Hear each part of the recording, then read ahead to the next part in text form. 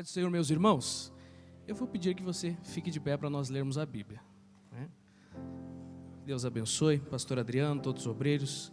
Abra comigo lá, no Evangelho segundo Tiago, ou a carta de Tiago, né? Melhor dizendo. Eu vou ler aqui, irmãos, na versão Nova Almeida atualizada. Tem algumas palavrinhas que são um pouquinho diferentes, mas a mensagem é a mesma. Tiago, capítulo de número 4, diz assim, ó: de onde procedem as guerras e brigas que há entre vocês? De onde, senão dos prazeres que estão em conflito dentro de vocês? Vocês cobiçam e nada têm, matam e sentem inveja, mas nada podem obter. Vivem a lutar e a fazer guerras, nada têm porque não pedem, pedem e não recebem porque pedem mal, para esbanjarem em seus prazeres. Gente infiel, vocês não sabem que a amizade do mundo é inimizade contra Deus? Aquele, pois, que quiser ser amigo do mundo, se torna inimigo de Deus.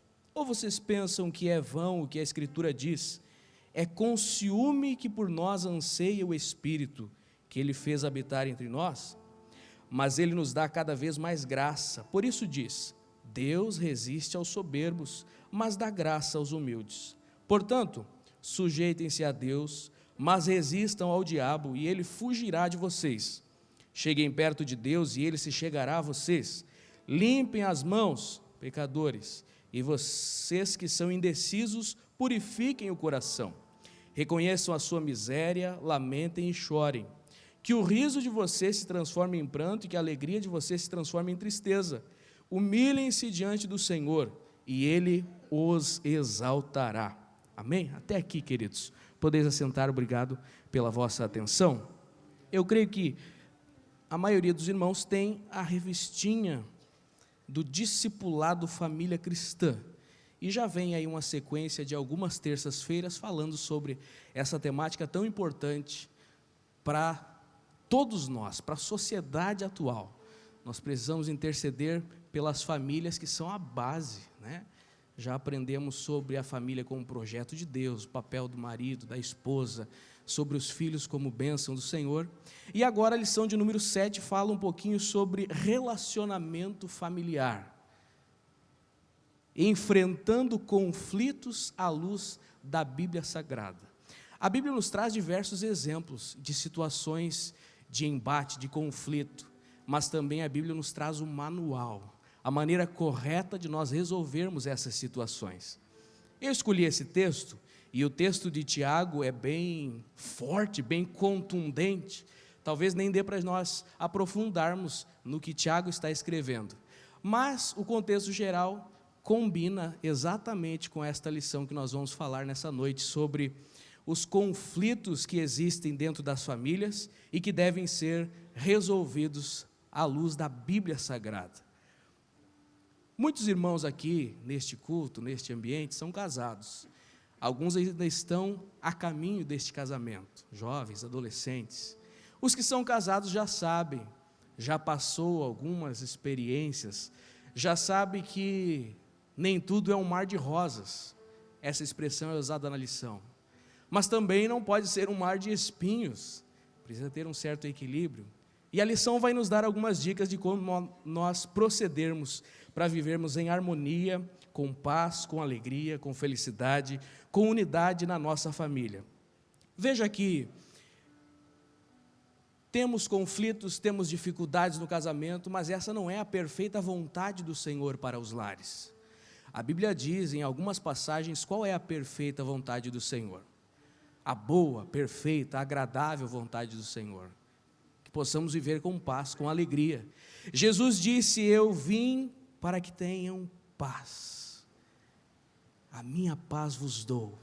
Em outra passagem ele diz: para que em mim tenhas paz. Como é maravilhoso você entrar em um ambiente que há a paz do Senhor.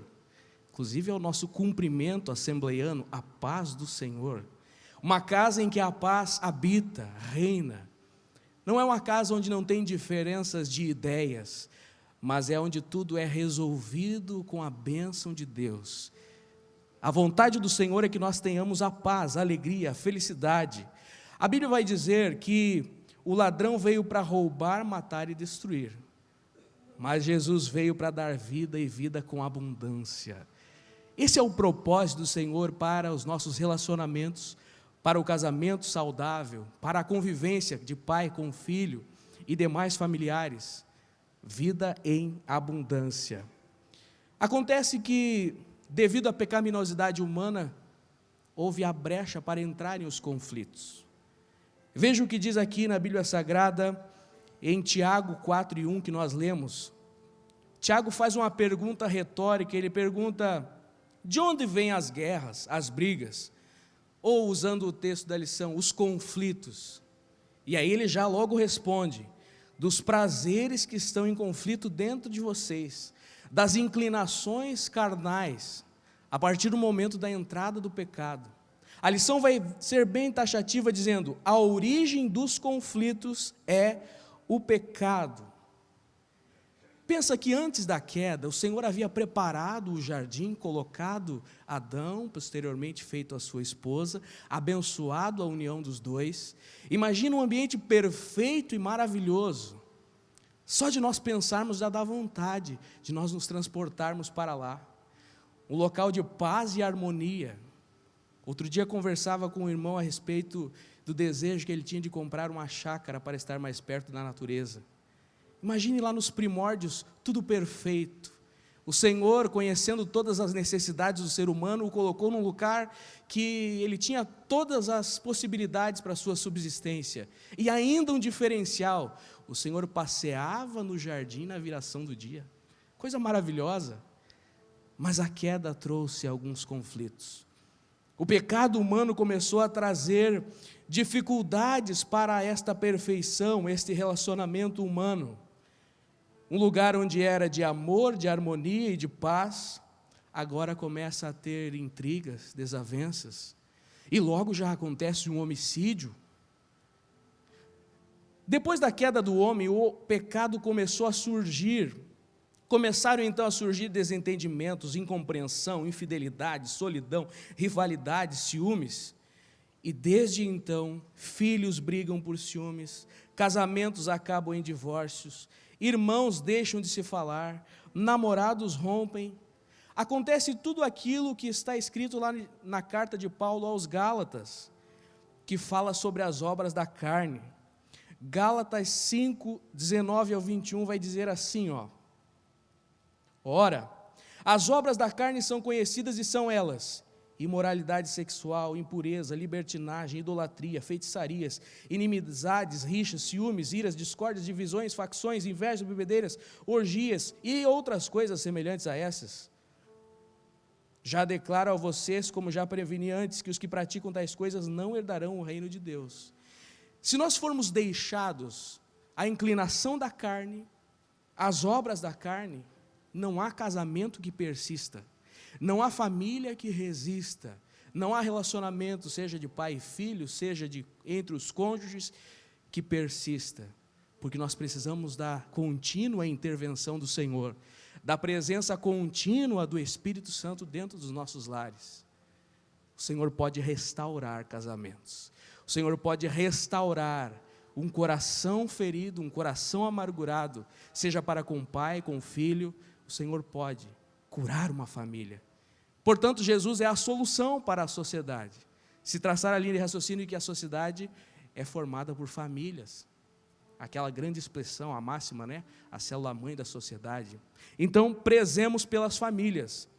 Famílias que, apesar de conflitos, podem ser saradas pelo Senhor Jesus. O que é um conflito?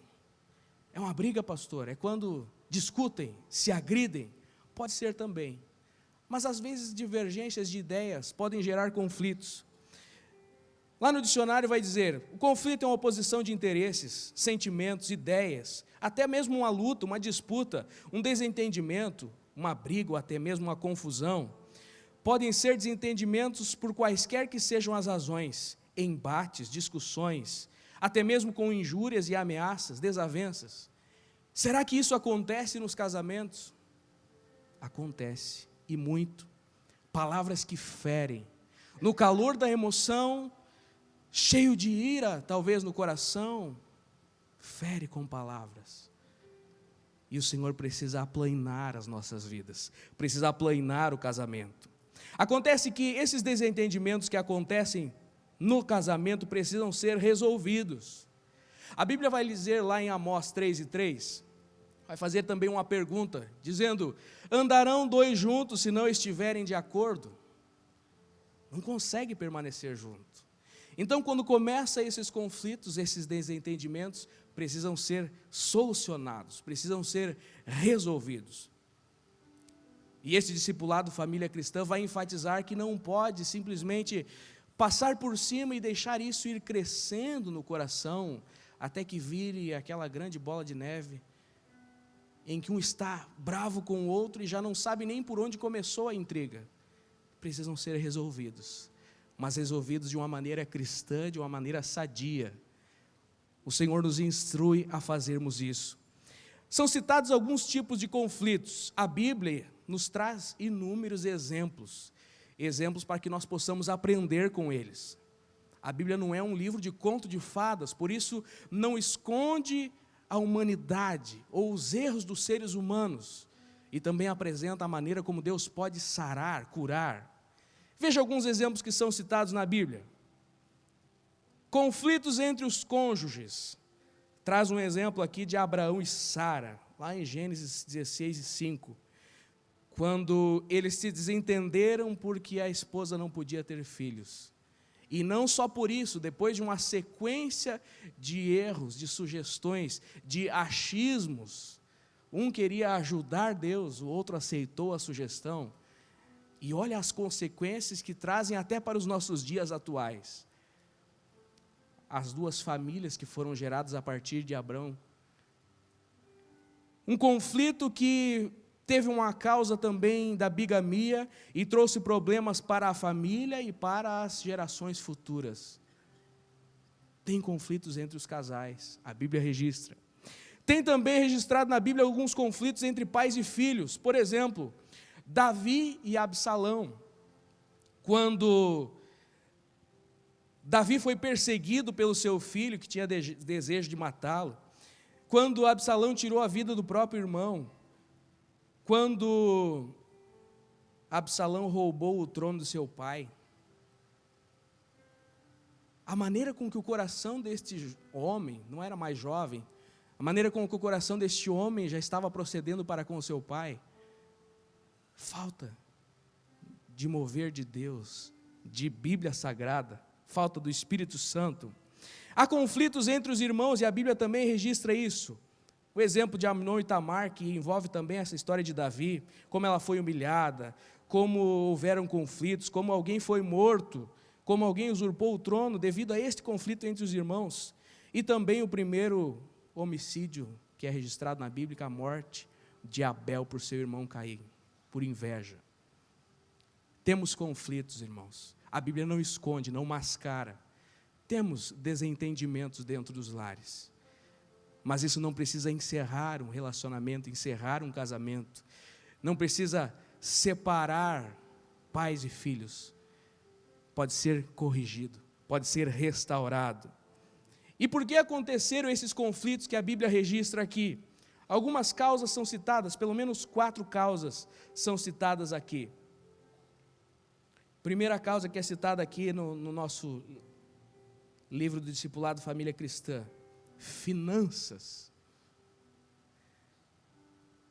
Na aula que eu participei, quem estava lecionando, não lembro quem que eram os preletores, se era Marli Michele ou não, mas eu lembro que foi citado um dado de 2018, de maio de 2018, de que das famílias brasileiras, em maio de 2018, a estatística dizia que 60% das famílias brasileiras estavam endividadas.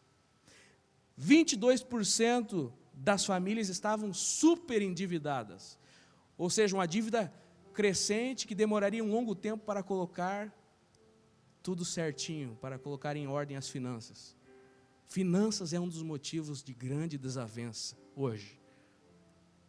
Finanças é um motivo que nós precisamos clamar a Deus, mas também ter sabedoria para como agirmos, como trabalharmos. As finanças têm sido uma fonte de conflito dentro das famílias. O mau uso do dinheiro é a principal das causas. As famílias conseguem ou ganhar muito ou pouco dinheiro, mas administrar ou dividir é que é o problema. O segredo é que nós não venhamos ganhar pouco dinheiro e nem muito dinheiro. O segredo é o que Salomão orou lá na sua oração quando ele clamou ao Senhor, é que nós venhamos receber o suficiente. Se você for lá para o texto bíblico, Salomão vai dizer: Senhor, não me dá tanto que eu venha esquecer-me de Ti, mas não me deixa passar necessidade que eu venha também trair a Tua confiança, ou que eu venha deixar de Te glorificar. Me dá aquela medida necessária, o suficiente para existirmos. Essa questão financeira é na base da suficiência. Enquanto estivermos preocupados que ganhamos pouco ou que ganhamos muito, não estaremos entendendo a verdadeira bênção de Deus para o lar. Inclusive, a gratidão vem do sentido de saber que tem o suficiente, saber que Deus provê.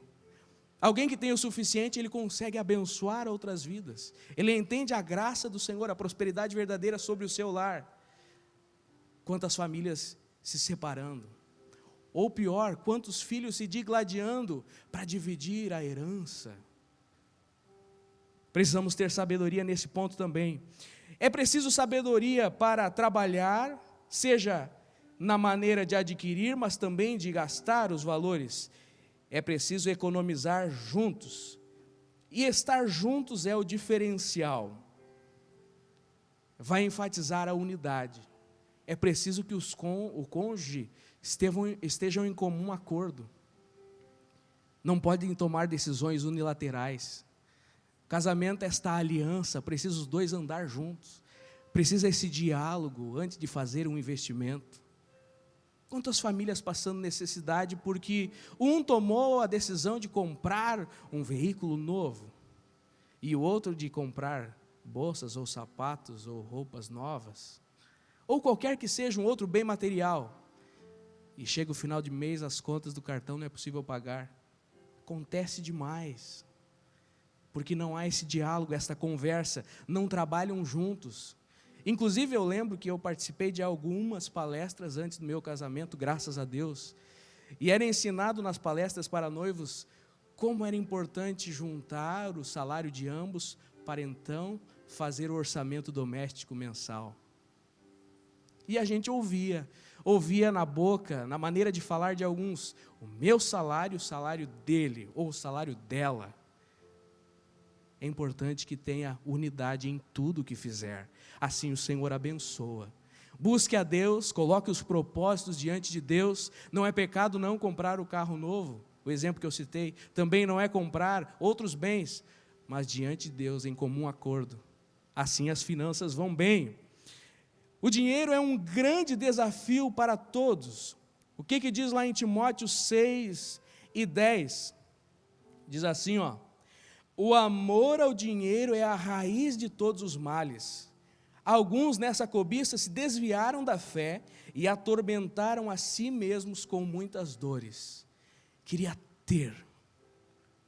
Nos quadrinhos, eu quando criança cheguei a ler, tinha um personagem chamado Tio Patinhas, que ele queria ter muito dinheiro.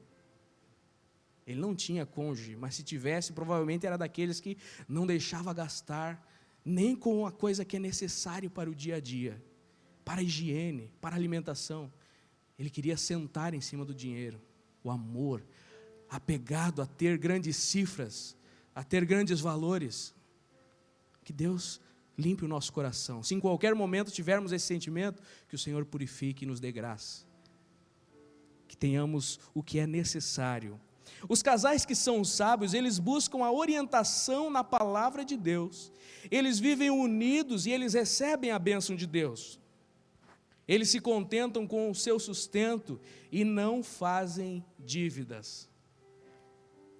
Nos versículos anteriores, nessa carta de Paulo a Timóteo, que eu li o versículo 10, versículos 8 e 9 dizem o seguinte: tendo sustento com que nos vestir, estejamos nós contentes.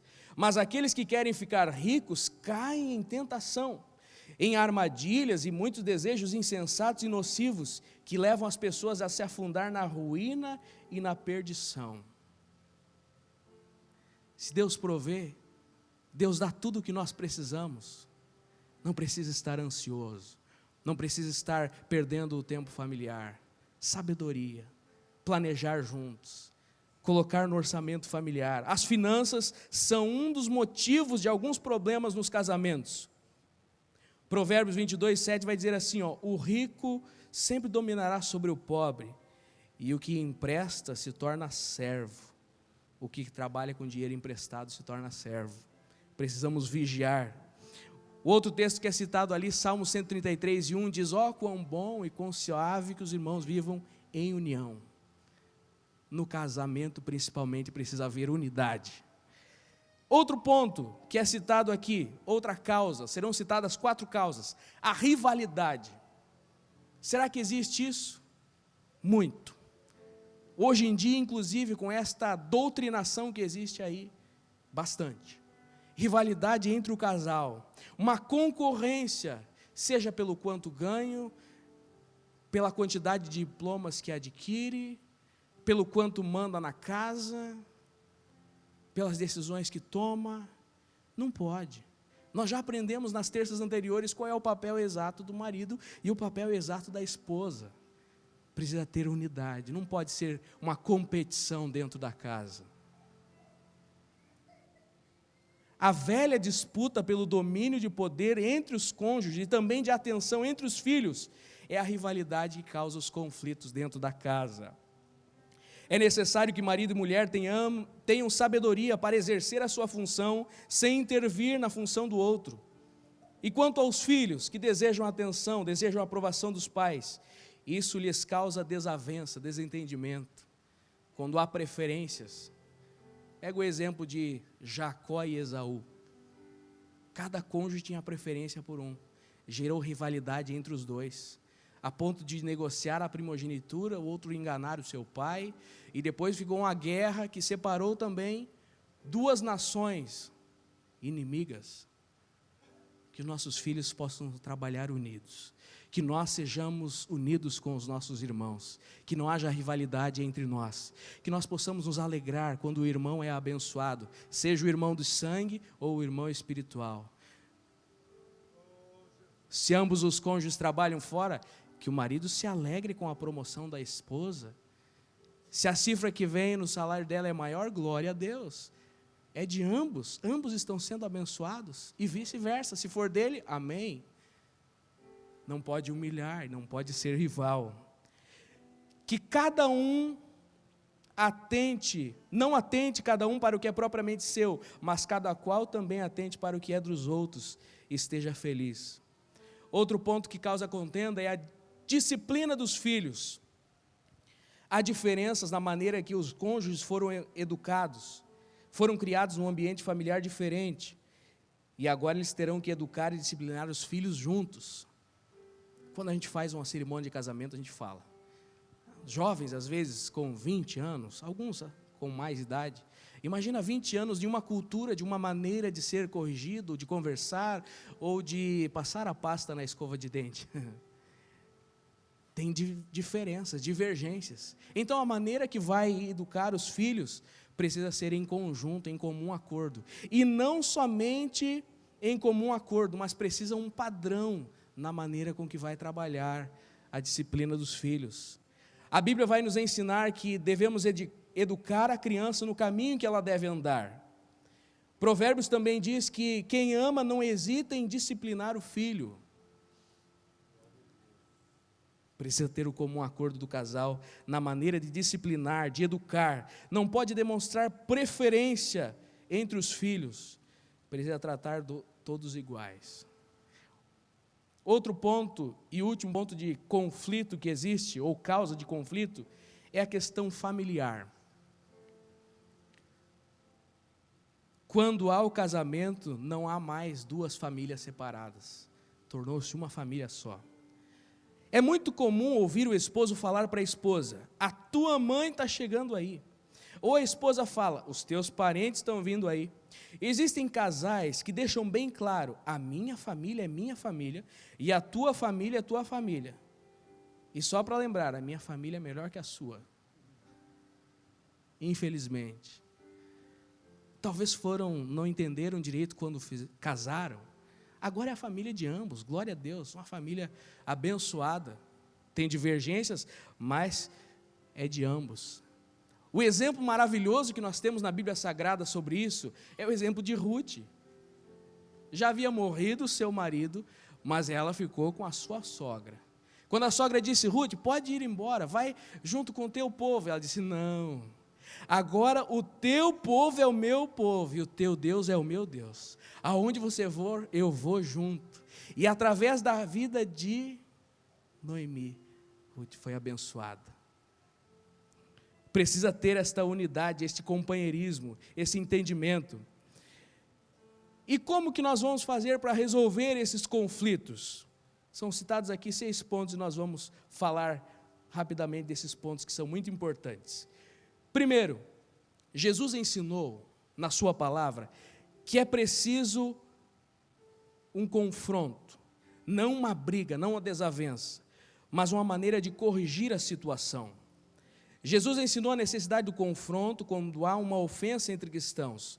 Lá em Mateus 18, versículos 15 a 20, vai falar a Bíblia Sagrada da seguinte forma, que Jesus nos ensinou, dizendo assim, se o seu irmão pecar contra você, vá e repreenda-o em particular.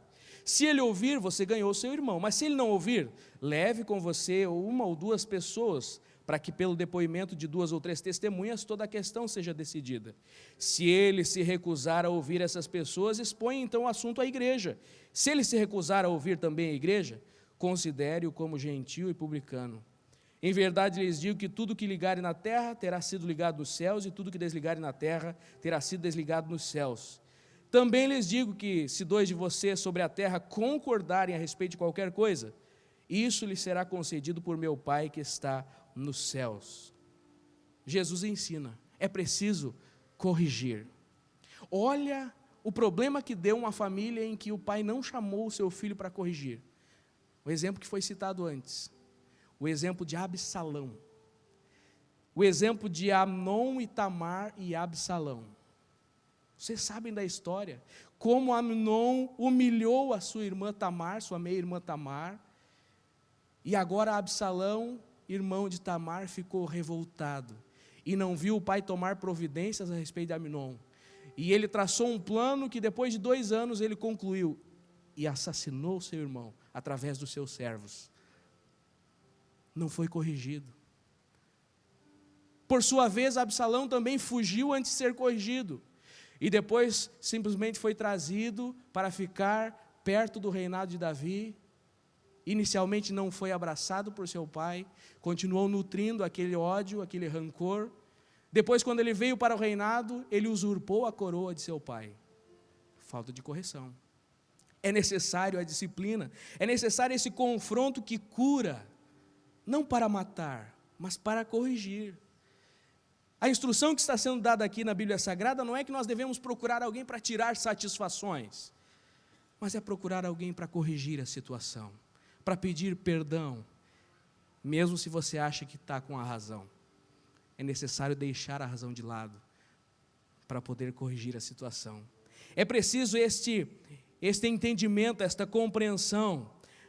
E como que isso vai ser feito? Em primeiro lugar, com encarar os conflitos.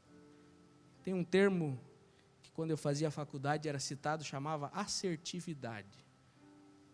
Conseguir falar sem ferir a pessoa, falar o que é necessário. É esta maneira de encarar o conflito.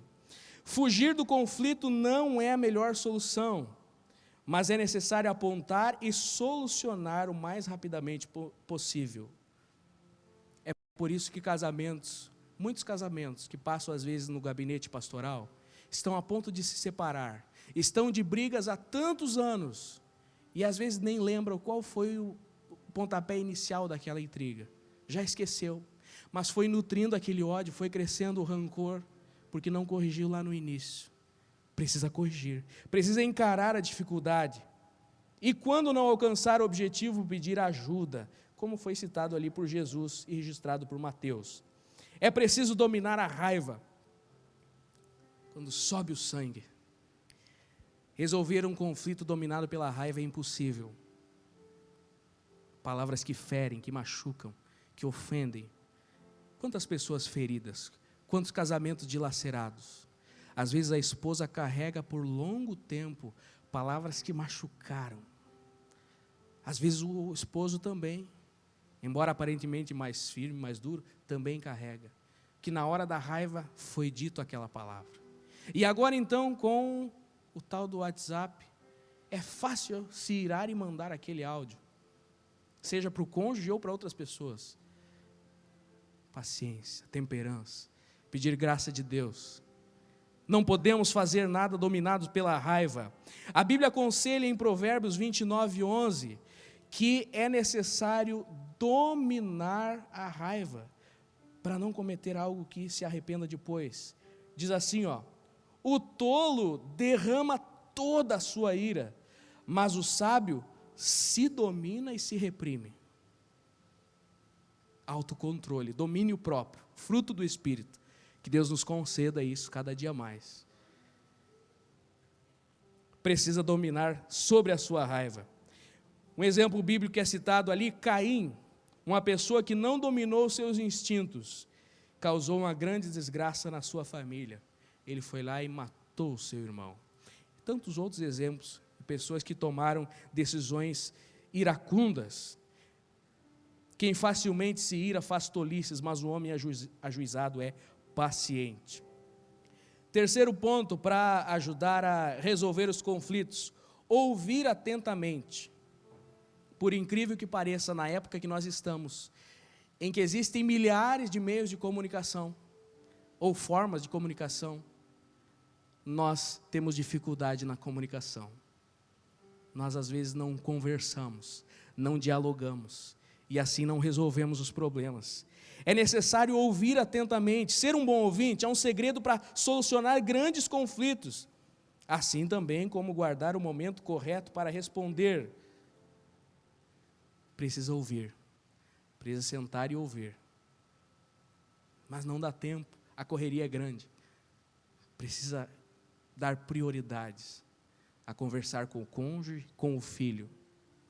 Acredite, os irmãos, existem muitos pais que não conhecem os seus filhos, moram sobre o mesmo teto, até se seguem no Instagram, mas não conhecem os desejos íntimos do filho, as crises que ele enfrenta ou ela enfrenta. Basta você ver a quantidade de adolescentes e jovens que vêm à frente quando é falado sobre automutilação, desejos de suicídio, e os pais não têm a menor ideia. Adolescentes que às vezes procuram o pastor ou o líder, e o pai não tem a menor ideia do que ele está enfrentando, das inclinações que ele tem, porque não se comunicam, não tem tempo para sentar, para dialogar, para chorar junto. E assim também é com o cônjuge. Passam a ser dois desconhecidos sobre o mesmo teto. Precisa ouvir atentamente, precisa se comunicar. Precisa também nós deixarmos o orgulho de lado e confessar os erros, se humilhar. Olha o que diz ali, admita os seus erros, dê um passo à frente e confesse, e feito isso, abandone essas antigas práticas pecaminosas. Precisa reconhecer e se humilhar. A Bíblia diz que confessa e deixa, alcança a misericórdia. O texto que nós lemos lá no início, de Tiago 4, e versículos 1 até o 10, vai dizer assim, sujeitai-vos a Deus, se humilhai. Precisa se humilhar perante o Senhor. O texto cai bem com esse trabalho de relacionamento familiar. Precisa se humilhar, precisa confessar, precisa abandonar. Ouvimos às vezes a expressão, ou até mesmo proferimos a expressão, eu vou até o fim, nem que arrebente. É assim que eu decidi e eu vou até o fim. Não admite o erro, não confessa e arca com as consequências. É necessário confessar, se humilhar, mudar as atitudes. Atitude de hombridade para o homem, né? A tendência é apontar mudanças necessárias somente no cônjuge, mas é preciso identificar o conflito, assumir a contribuição e desafio sugerido por Jesus. Mudar atitudes erradas e então sugerir que o cônjuge possa mudar. É a história do argueiro no olho do irmão e a trave nos nossos olhos. Vemos milhares de defeitos no cônjuge, ou no pai, ou no filho, e esquecemos do que nós estamos fazendo. Primeiro corrigir os nossos, e depois cobrar também a resolução no parceiro, no cônjuge. E ponto importante, sexto ponto, perdoar. O perdão pode ser comparado a um extintor eficientíssimo, que no grande fogo aplaca a ira. Já tive experiências de chegar com 2 pedras na mão, e a palavra amável desarma. Está preparado para dar todas as razões do mundo, mas a pessoa chegou amavelmente para perdoar. Desarma. O segredo do perdão é deixar a razão de lado. Já aconteceu comigo também de enviar mensagem dizendo, me perdoa. E a pessoa então se investiu da sua razão e disse, porque você estava errado mesmo. E eu não estava bem humilhado para pedir o perdão. E a briga foi maior ainda. Quando vai pedir perdão, esteja preparado para receber mais uma correção. Precisa estar disposto a corrigir a situação, se humilhar mesmo. O perdão é deixar de lado a sua razão. Em Lucas 17, 3 e 4 vai dizer, se o seu irmão pecar, repreenda-o, se ele se arrepender, perdoe-lhe. Se pecar contra você 7 vezes no dia, 7 vezes voltar a você e dizer, estou arrependido, perdoe-lhe. Jesus deu o limite do perdão, né? Era uma expressão que dizia, não tem limites. 70 vezes 7, perdoe todas as vezes. Mas você sempre está fazendo isso, perdoa. Errei de novo. É preciso perdoar para que o casamento, o relacionamento subsista, persista, ou mesmo dentro da casa com os filhos. Nós precisamos aproveitar para perdoar. Tem uma frase aqui de algum teólogo aqui, a comunidade de Jesus não se sustenta na perfeição de seus membros, mas no espírito do perdão, na consciência em que cada um dos seus discípulos de que a luta contra o pecado é permanente, incansável, sem trégua. É por isso que a relação entre os membros dessa comunidade se sustenta na mutualidade, na compreensão, na compaixão e no perdão. O que Jesus fez por nós? Perdoou os nossos pecados. Tendo todos os motivos para nós sermos punidos, Ele morreu de braços abertos para nos perdoar. E agora nós não somos capazes de perdoar um pequeno erro de um filho, um pequeno erro de um cônjuge. É preciso nós perdoarmos. Quando é feito isso, acontece como nós lemos antes lá em Tiago.